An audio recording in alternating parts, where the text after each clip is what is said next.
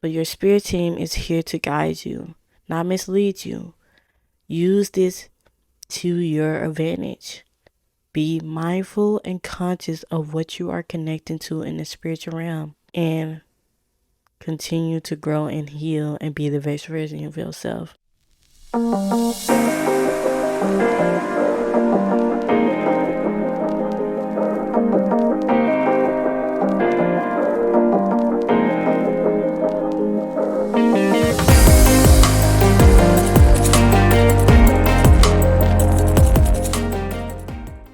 Welcome to the Essence of True Self podcast, where we affirm I am the son of my creation. Here I focus on mindfulness, limiting belief, self-care, spirituality, and overall becoming your true self. I'm your host, Oriana, a book, tea, and self-development lover. I give you tips and tricks of what I learned on my self-development journey so you can apply to yours.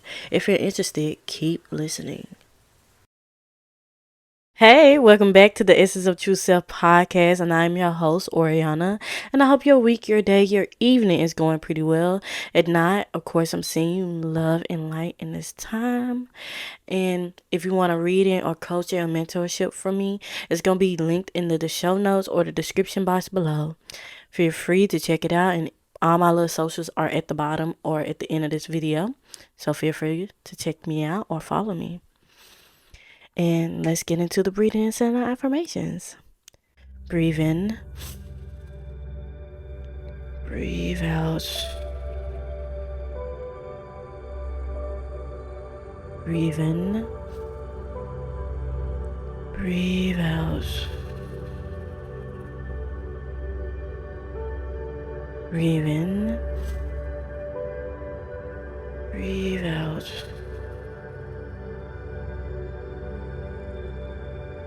And now we're going to get into the affirmations. I am the son of my creation. I am the son of my creation. I am the son of my creation.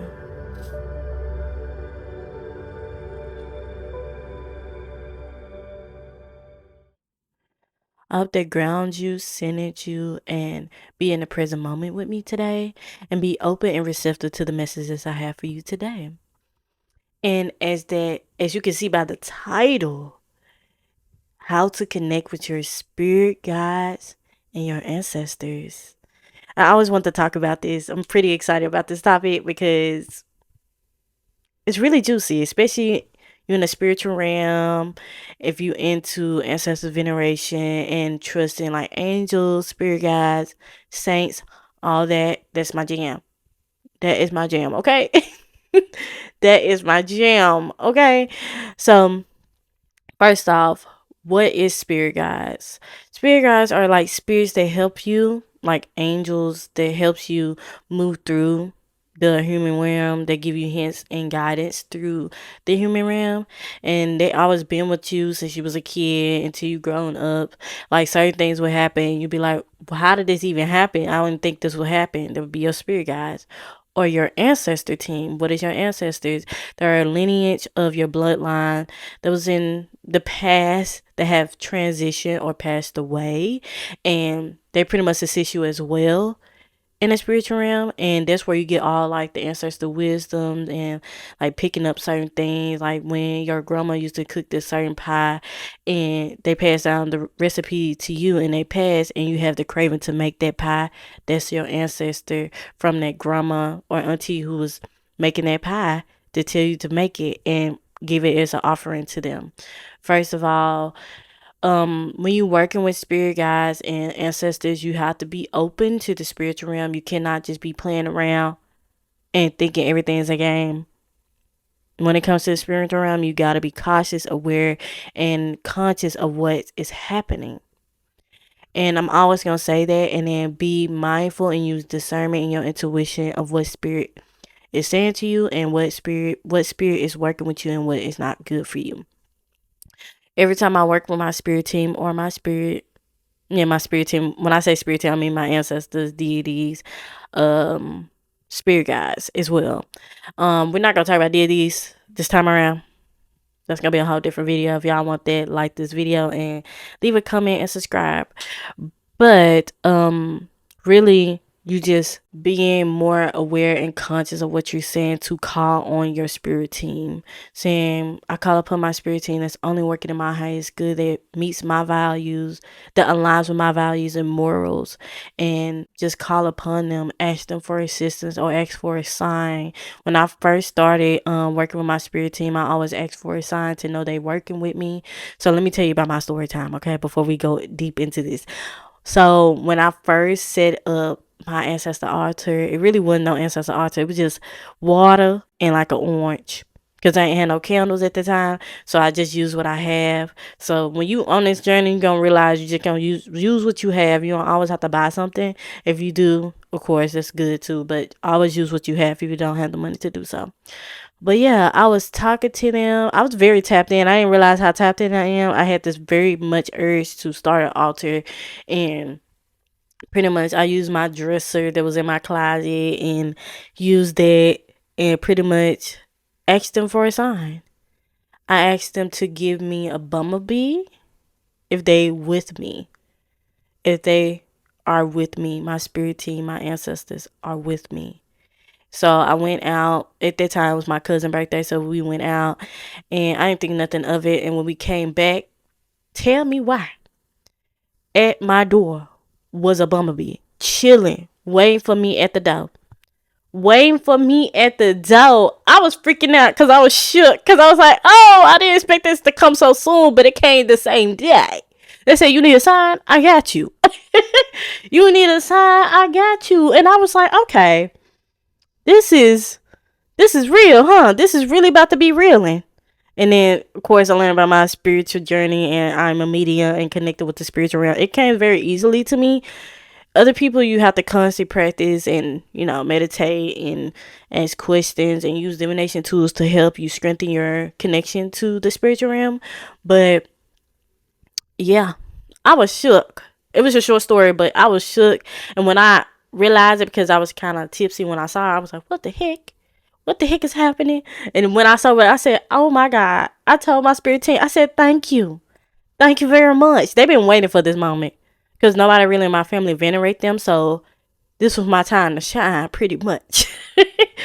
But back to the topic at hand. So working with your spirit teams is pretty much asking for a sign, a clear sign. Don't tell anybody about your sign. Just ask the sign. Just call upon them like I said, like the mantra or the affirmation I just said. Call upon them and then ask for a sign. And if they give you a sign, then you can move forward with your connection with them. Just talking to them normally, meditating with them, asking for more signs, for more guidance. Praying is number one way to connect with them and be more open to the messages they have for you.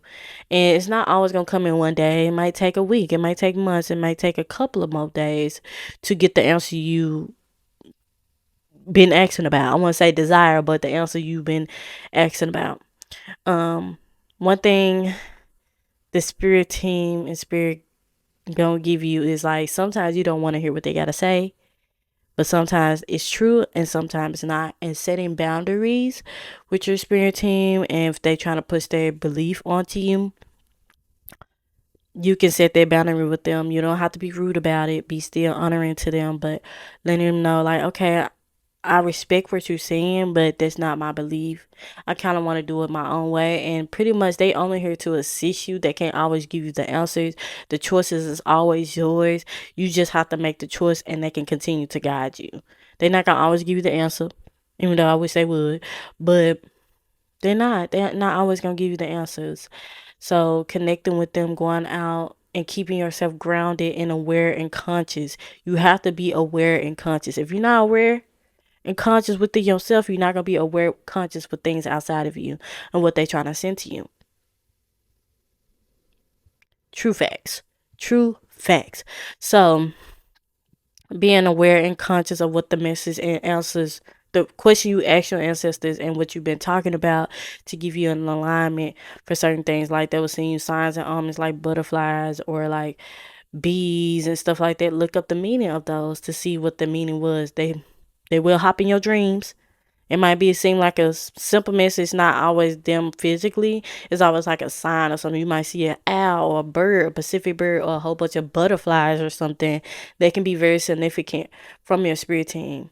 They don't always come like face to face, or sometimes you see numbers and you see names of certain things and they come to pass. You be like, oh my God, that was the sign from spirit.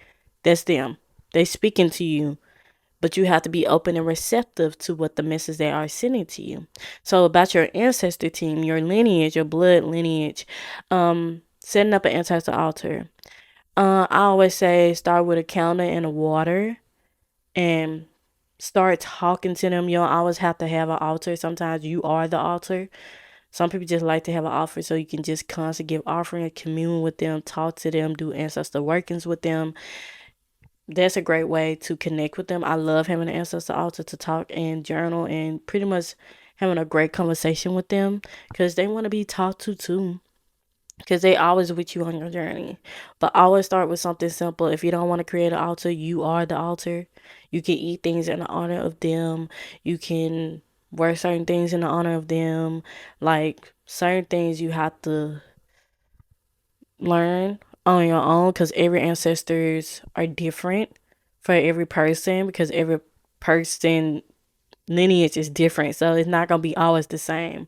But back to the ancestor altar, just having a glass and a candle or glass of water with oranges, that will help a lot as well. Burn some incense in the honor of them to uplift the space. It's pretty much saying your intentions, but first off, you need to make your intentions clear to your spirit team.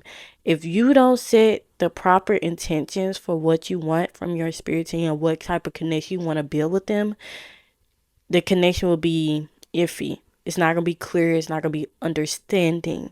For me, I want to connect with my spirit team to advance my spiritual abilities, to be more aware, to heal, to grow, and be the best version of myself. Everybody else got their own different intentions. Some people want to learn about herbalists. Some people want to learn about their roots. Some people want to learn about certain things. And being more clear and intentional with your spirit team will help them guide you easily and effortlessly. You can't just go in there willy-nilly and not know what the hell you're doing. You got to be more sure and conscious of what you're trying to put out into the world. Because they just going to tell you what you asking for. And sometimes they just give you signs just for encouragement, but also just being more aware. And for me personally, when I was just beginning working with my spirit team, my spiritual abilities started developing at a rapid rate. And don't get me wrong, I was being spiritually gifted, but when you decided to actually step into the spiritual realm and actually accept that it's real and it's possible for you, things will become more clear, understanding, and it might take some time to still decode certain messages they might send to you. And because I still do it now, and I've been in this journey for a little bit, but I still have to like rethink about what the hell was their messages about, because it's normal. Like you would start smelling certain smells. You would be start craving certain things that you normally don't crave. Just be aware that it's that your spirit team asking for like an offering or asking you to eat that in the honor of them, like certain things like that. But always make your intentions clear to connect with spirits that align with your highest good to protect you from spirits that try to attach to you. And I will talk about protection and cleansing and spiritual practices you can do in another video. If you want that, of course, like, comment, and subscribe. But yeah, it just, you have to be very clear and cautious of what you're putting out into the world. But your spirit team, your ancestors always been with you. But once you make that connection, continue to honor them and be devoted and dedicated to them. You can't just start and then stop. Of course, if you have a certain situation happen, they will understand. But if you choose not to do that and you start this journey, it's kind of disrespectful to them. And you want to honor them, because when you honor them and constantly nurture your lineage and your spirit team, it will uplift your life and help you guide you through the life easier. It be more calm and center within yourself if you connect easily and effortlessly. But if you being too afraid to certain things, I would say take a step back, reevaluate what just happened. Not everything is demonic, not everything is evil. How do you want to protect yourself, cleanse yourself, and set your intentions clearly? That's why I always say that if you don't set it clearly, of course, it's going to be mixed signal and certain other energy will come into your space. And that's why a lot of people go into like spiritual psychosis and doing all this other stuff. So always take your time, be patient. If you rush the process, it would be harder for you. So be more careful in this realm, but also just have fun, be open and receptive to the connection. And yeah, the spirit team is always here with you. So that's pretty much what I want to talk about today. Being connected with them, speaking with them, just being with yourself and meditating and asking for a sign. That is a great way to constantly get messages from them and ground you into present moment. But also, they not always gonna give you the answers right then and there, like I said before. So be patient. This process is very patient oriented. If you're not patient, it's not gonna be easier for you. If you become impatient, the connection will be iffy, very much iffy, because you don't feel like you are connected. But one thing you have to do is believe and accept and move in faith and patience in this time. But your spirit team is here to guide you, not mislead you. Use this to your advantage. Be mindful and conscious of what you are connecting to in the spiritual realm, and continue to grow and heal and be the best version of yourself. But I hope this video helps somebody. I hope this be more conscious and easier for you to connect, because a lot of things we kind of overcomplicate things to make it harder for us, but really it can be just as simple as a prayer and saying an affirmation, or just being in the spiritual realm and grounding yourself, or going out in nature and honor nature. And that's a great way to honor your ancestors, like giving offerings to nature and being out in nature and just talking. It don't have to be too much, y'all. Just be grounded and sure within yourself. One thing Miss King said, King Clairvoyant, if you haven't heard of her, she's on YouTube and she's also on TikTok and Instagram, so check her out. But she was like, one way a spirit can attach to you, if you don't know yourself, if you don't trust yourself, and they can attach to you and make you believe whatever you want to believe. And that's why it's so important to know yourself, trust yourself of what you're doing in the spiritual realm. So, food for thought. Food for thought. But I just hope this helps somebody, help you, guide you, and help you be easier to connect with your spirit team, and being always open to the new information that's coming your way. But until next time, family, I always love you. I'm glad you're here. I'm grateful you're here. And of course, if you want readings, coaching, mentorship, it will all be in the description box below. So feel free to check it out. And of course, my socials will be down below as well. Much love, family.